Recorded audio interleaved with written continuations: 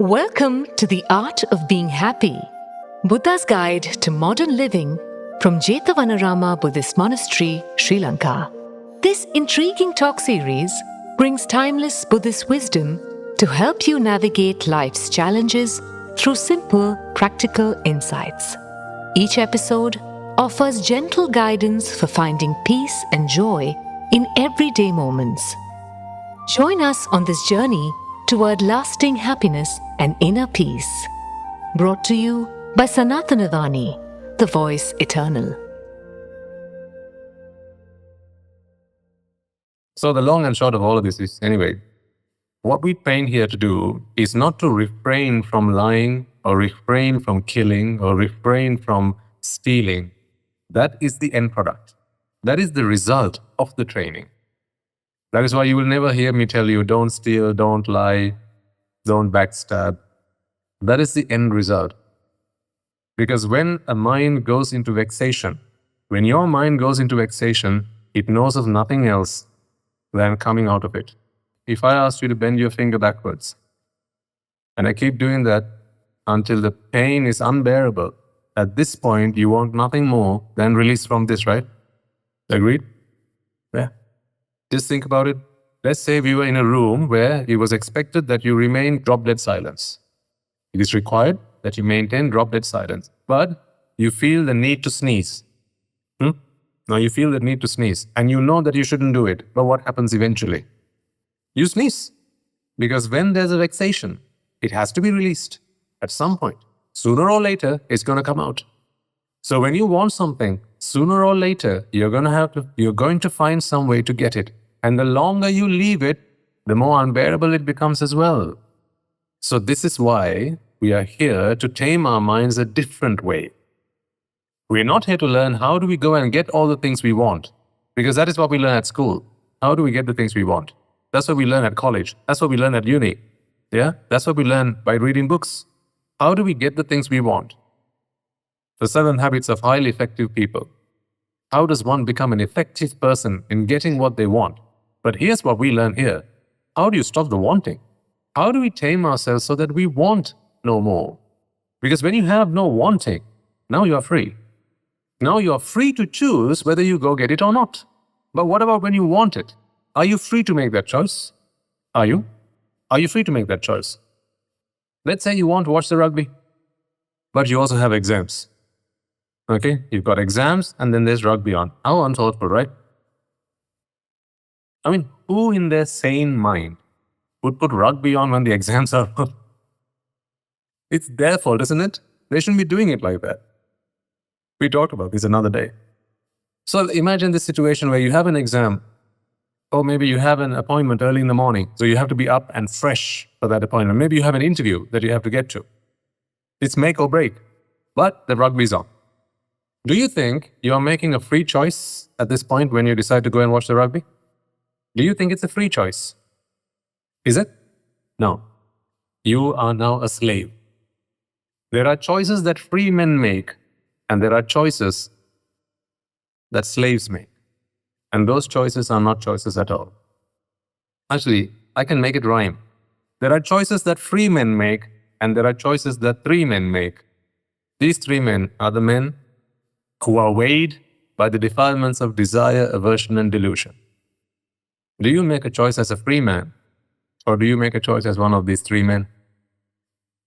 When you know the rugby is on, but you know that you have to get to bed early, maybe there's an appointment the following day, maybe you shouldn't be staying up so late, right? Maybe you're busy with something, you have lots and plenty of work to do and you've got to get it all done, but you know the rugby is pulling you. I remember a long time ago, many moons ago, in one of the sermons, I referred to, or I gave this analogy, and there are a few young people in the audience, but I think it's okay. I'll give it to you in safe words. Okay? The mind can at times be a prostitute. They want one thing and one thing alone.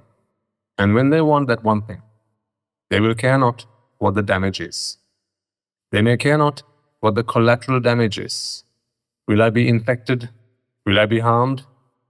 Will I be abused? Care not. Because if there's one thing I want that one thing. When your mind goes into vexation, ladies and gentlemen, you know what I mean by vexation? This wanting feeling, when you want something, yeah? You are not now free to make that choice. You are not free. My job here, my purpose of being here is to help you make these choices freely. When you're not free to make these choices, you're not making those choices at all. It is your vexation that is pulling you in that direction. You're not free. You are a slave to your desires. Have you never felt that you are a slave to your desires? Have you never felt that you're a slave to your desires? When desires ignite in your heart, have you never done things where you later thought, I shouldn't have done that? Have you never done things where you felt, in the moment you felt, why do I feel this way? I don't want to feel this way. How can I stop myself from feeling this way? But I want to do it, but I know I shouldn't be doing it. Think about some habits that you might have picked up along the way. I'm not going to name any, but I think, you're all intelligent enough to understand what I'm talking about. Some habits that perhaps, some of you picked up from your younger years. That's just one habit. There'll be plenty more where I know we can all relate to.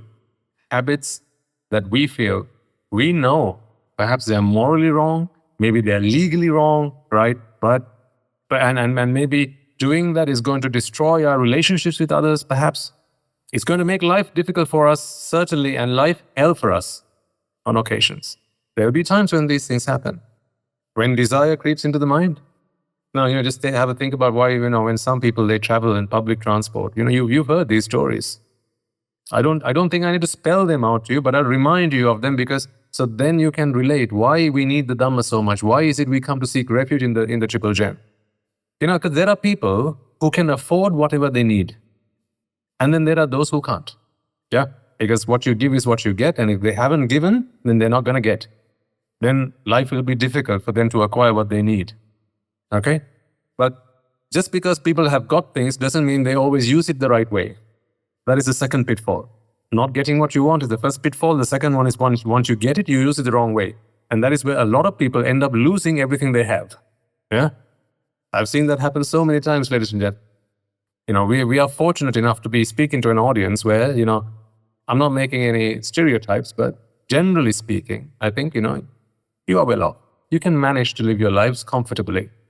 But there are occasions where we have to go to rural places and then speak to people, they can barely make ends meet. You're fortunate. Fortunate meaning you have the merits that were acquired, which have now given you this opportunity to be here today. But what I have also seen is when people don't realize what they've got and how difficult it was to acquire that and why we have what we have today. And then they just go on spending without a care, carefree, and sometimes using it the wrong way. And soon enough, sooner than it got to them, they lose it all. So that's another sidetrack. Coming back to the point. There are people who can afford what they want and there are people who can't afford what they want. Let's just say there's someone who wishes to indulge in fantasies. I'm using safe words because there are children in the audience. They want to indulge in fantasies. So if your child today goes and Ami, what is Swami Nasibha fantasy? Buddha, that fantasy world?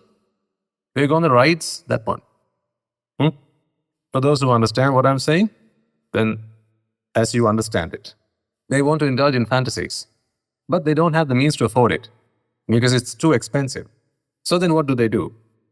They look for ways and means to acquire what they want, but unlawfully, illegally, and sometimes in morally very wrong ways. So this man gets on a bus. Perhaps some of you might have been on the receiving end of this. It's quite possible. One intention of me sharing these stories with you is so that you don't have anger and hatred towards them, but rather you have mercy towards them. And look at them with compassion. Because they're not bad people. It's what happens when vexation hits the mind. There are no bad people in this world. There are just vexed minds. If there are bad people in this world, then you're all bad. In some way. Agreed? You're all bad in some way. If you're eating something you shouldn't be eating, aren't you bad? You're bad. If you're looking at something you shouldn't be looking at, aren't you bad? Yeah, you might be doing it lawfully. You might be paying your bills for it, but you're looking at something you shouldn't be looking at, you're bad. That's what I'm saying. There are no bad people in this world. What there are vexed minds. That is why we treat them here. Vexed minds. So have you never seen this man who gets on the bus, right? And he has, let's just say, a rash that needs itching. He has a rash that needs itching. So he'll look for someone who can scratch his rash. And usually if this is a man, then he thinks that it's only a woman that can scratch my rash. But sometimes it can be maybe a young boy. Looks cute. Looks cute. Maybe he's in his school uniform, in shorts, even better. Don't give me that look. Why are you all looking at me like you're gobsmacked? I'm only telling you what's happening out there in society. I'm not making this stuff up. I've seen it all. I'm just sharing these stories with you so that you begin to understand why people behave in this manner. Psychology will teach you behavior. Psychology will not teach you how the mind works. They won't teach you what is behind the behavior. For that, you need Buddhist philosophy. Psychology will only teach you behavior. You can study behaviors with psychology, but not the root behind those behaviors. You felt anger. You felt that you were victimized. Dear ladies and gentlemen, I appeal to you. Think outside that box. Step out. Come to your senses. There are no bad or evil people in this world. There are just defilements. Raga, Dvesha, and Moha are the defilements that get people to do these things. They are the demons, they are the devils. Have compassion. See, that man would probably have observed the precepts before he left home. Maybe the previous day he even offered alms to the monks. And before the alms offering, he observed the precepts. Kamesu michachara veramani sikkhapadam samadhiyam. So he thought the precept that he was observing meant, I refrain from engaging in sexual or sensual misconduct. That's what he thought. But that is not what it means. Superficially, yes, but underlying, there's a much deeper meaning, which is what I'm trying to get across to you here. What is necessary, ladies and gentlemen, is not the discipline of not engaging in that. What is required is the insight, the wisdom, the training through wisdom so that you don't feel the need to do it. You don't feel the desire for it. You are free from the wanting for it. And when that happens, no more problems. But what happens to that man 2 or 3 times later and people start picking up that something else is going on here, and then what does he usually end up with? A black eye. Have you not seen this happen? Oh, I've seen it enough times. En route to school, I used to take the bus those days. Right en route to school, there'd be girls and boys in the bus. And, this would be prime time for some individuals who would come seeking pleasures of the flesh. Their carnal desires which cannot be satisfied at home. And if they don't have the money to go and get it from other places, then they victimize. Those days I used to think, burn them alive. How terrible these men are. Flay them alive if possible. How terrible these people are. To be doing these things to innocent children. That's how I used to think. I'm sorry. I was wrong. If everyone thought that way, today we wouldn't have Angulimala Maharatan. Agreed? If everyone thought that way, if he thought that way, we wouldn't have had Angulimala Maharatan. Because what the Buddha knew was, if there are no bad people, there are defilements in the mind that makes one to behave in a bad way. Folks, I need you to start seeing the world in this way.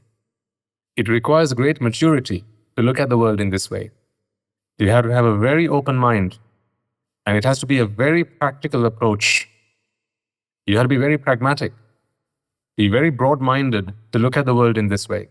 But what I'm not suggesting certainly is, say if someone's doing something like that to you, you just think, not a bad man, just raga, dvesha, moha. I'm not asking you to just stand there and let him do whatever he wants to do. Get out of that place. Take yourself to safety. Maybe someone take them to safety. But don't hold anything against the person that's doing it, because they are simply a victim. Just as much as you feel the child is a victim of that man, the man is a victim of raga, dvesha, and moha. So if you're looking for the person to be, If you're looking for the person that needs help, you think it's the child. Perhaps. I think everyone knows that. But I see that the man needs help. Bring him here if you can. Well, what normally happens, he gets a black eye, and then he gets handcuffed, perhaps taken into a cell somewhere, and then rest is history. Do you think in the prisons they teach people anicca, dukkha, and anatta? Huh? We do sermons in prisons. And on one of these occasions, I got the opportunity to speak to the Chief Commissioner of Prisons. And the gentleman told me, Swaminathan sir, I well and truly believe that the prison system cannot reform people. We need your help, he said. That is what we're doing now. We're working with them. How does beating someone up physically help rid the mind of desire, aversion, and delusion? What were you doing all the while then? I have to ask the Buddha. If beating people up and punishing them can rid the mind of raga, dvesha, and moha, why preach the Dhamma? I'll tell you what happens in the prisons though. Perhaps someone gets locked up for petty theft, right? What they know is petty theft, but they get locked up with people who are habitual criminals. Remember the two parrots? One fell on the side of the ascetics, the other fell on the side of thieves. So what do you think is going to happen when someone who's a delinquent, or perhaps someone who's just committed petty theft, ends up in prison? Now they spend the rest of the 6 months, 3 months, a year, 2 years, however long they'll take to process those people amongst people, other people who have done far more sins, far more crimes than they have, and they continuously get fed into their minds other new, interesting, and innovative ways of committing crime. So now when you release them back into society, what do you expect? Has the problem lessened or worsened? You be the judge of that. Which brings me back to the point. Discipline perhaps is what they try and do there. Stand out of line and they get beaten up. Maybe. I don't know. I don't know. The same. Speak out of step and perhaps they get punished. Maybe locked up in a dark room. Misbehave and perhaps they get punished. Maybe they have to skip a meal altogether. Maybe they get thrashed. Maybe they get whipped. Perhaps. Now, I know in certain countries, in certain prisons, these things happen. So, I mean, come on. I don't think you need me to tell you this. In some countries, in some prisons that are overpopulated, right? Now, last time I was looking up stats, in Sri Lanka, the Sri Lankan prison system, we are at 180% occupation.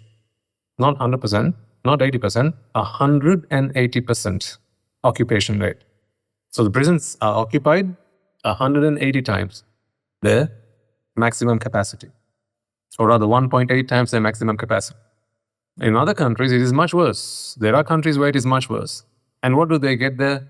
Beatings, thrashings, physical torture, meaningless. You can't make someone by disciplining them. That is why in the Buddhist teachings, ladies and gentlemen, what you are observing is the Dhamma. What you are going to observe while you are here, while you are present here, is the Dhamma, the teaching of the Buddha, the Noble Eightfold Path. When the Noble Eightfold Path begins to seep into you and begins to start making an internal change within you, you will no longer want to steal. You will no longer want to kill. You will no longer want to lie. You will no longer want to engage in misconduct. Because when you want something, you will somehow go and get it. Being wealthy in these days is a big thing because what does wealth enable you to do? Get what you want. That's what wealth enables you to do. That's okay, that's good. But that doesn't solve the problem. Because they're still a poor man. Internally, they're poor. Why poor? Because they still rely on their wealth. A rich man internally doesn't rely on their wealth. But a poor man internally relies on their wealth. If I need you to keep me happy, do you think I'm a happy man?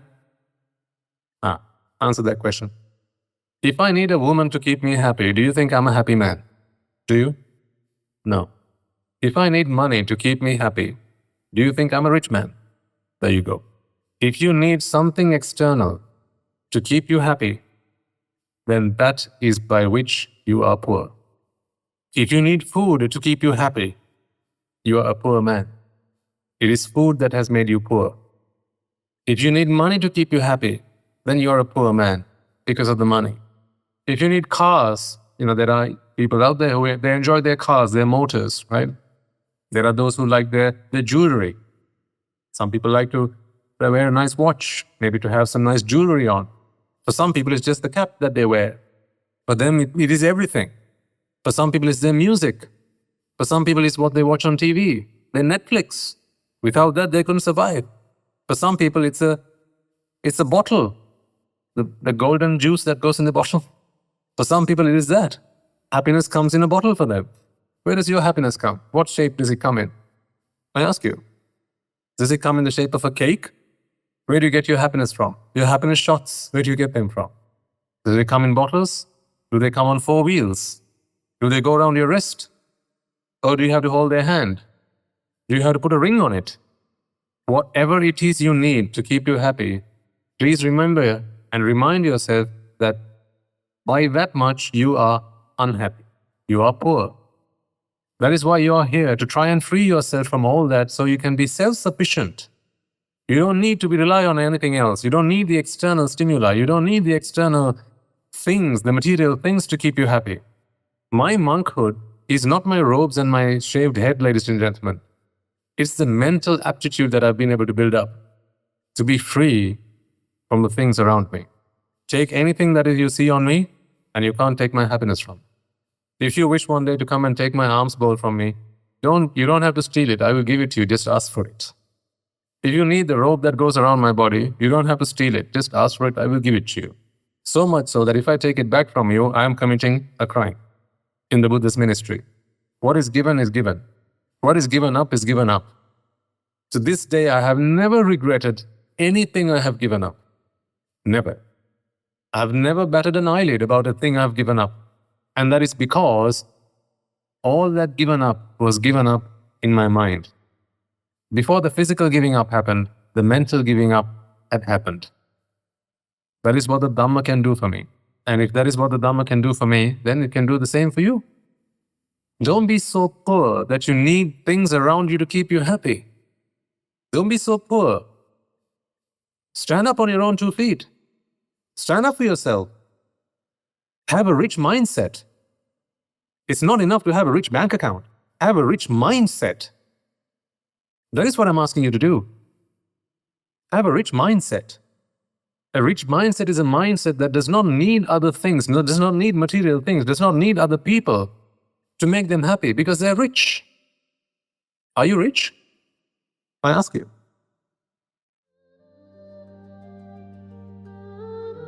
Thank you for joining us on The Art of Being Happy from Jethavanarama Buddhist Monastery. May today's wisdom bring you peace and joy in your daily life. We'd love to hear how these talks have touched your life. Share your experiences with us on +91 6361 803371. Until next time, may you find happiness in each present moment. Brought to you by Sanathana Vani, the voice eternal.